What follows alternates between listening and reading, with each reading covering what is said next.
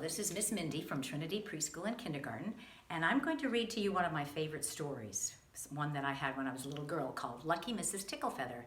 And as I've told every child I've read this to, well, as a teacher, you can see that somebody scribbled on the book. It was my sister when she was a baby. Don't write on books.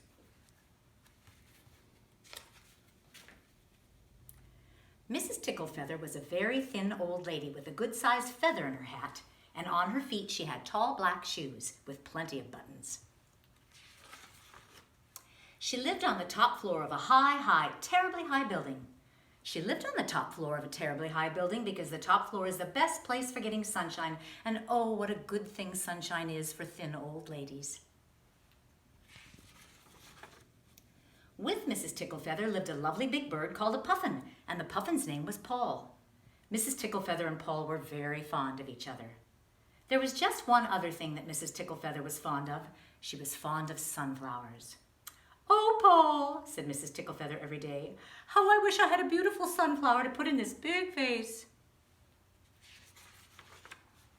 One night, thin old Mrs. Ticklefeather and Paul went to bed, and just before they went to sleep, Mrs. Ticklefeather said, "Paul, do you think I'm ever going to be lucky enough to have a sunflower?"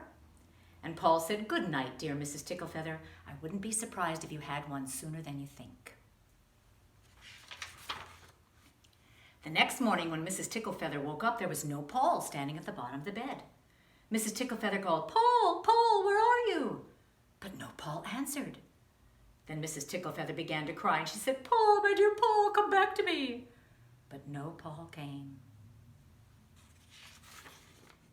So Mrs. Ticklefeather picked up the telephone. She said, "I want a policeman. This is Mrs. Ticklefeather. Please send me a policeman. Quickly, quickly, quickly." All of a sudden, there was a policeman standing inside the door. "Oh, policeman," said Mrs. Ticklefeather, "my darling sweet Puffin Paul is lost."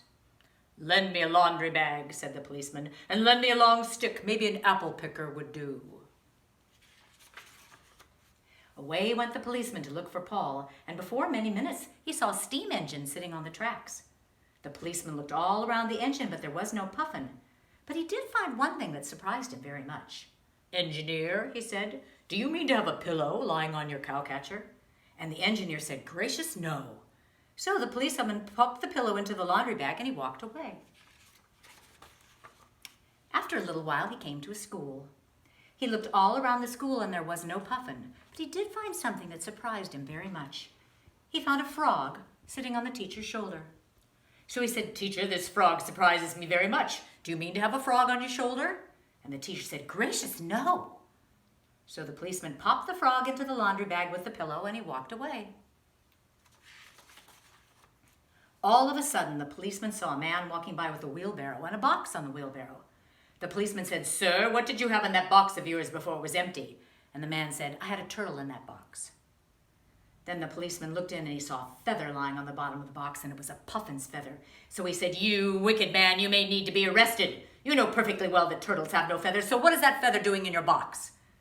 The man was so frightened, he said, "Well, all right, it was a puffin." And the policeman said, "Wicked, horrible man, the puffin is not here now, and where is he?" And the man said, "Oh, policeman, please don't arrest me. The only thing I did was I sold him to Mr. Macaroni for his birthday dinner." "And where does Mr. Macaroni live?" said the policeman. "In that house there," said the man with the wheelbarrow. So the policeman ran to Mr. Macaroni's house, and there was Paul lying on the table looking very sad. And there was Mr. Macaroni lifting up a sharp axe. In 1 second, the sharp axe was going to chop off Paul's head. And the interesting thing was that all the while poor sad Paul was lying on the table, he was holding a beautiful sunflower in his beak. "Stop, stop," said the policeman. "Don't cut off Paul's head. You don't really want a puffin for your birthday dinner. Stop. I will get you something much more delicious." And the policeman ran out of the house and he ran as quickly as he could to a store and he said, "What is the most delicious thing in this store?" And everyone in the store said, "This fish." So the policeman bought the fish and he ran back and he gave the fish to Mr. Macaroni and he said, "Here, you will like this much better than a puffin. It has a much better taste, and anyway, you are too hungry for one puffin. It would be different if you were planning to eat 3 puffins or even 2 puffins, and I would not say a word. But as it is, I'm glad you changed your mind, so goodbye, Mr. Macaroni." Then the policeman started running and he ran as fast as the wind. And Paul started flying, and he flew as fast as the wind, too.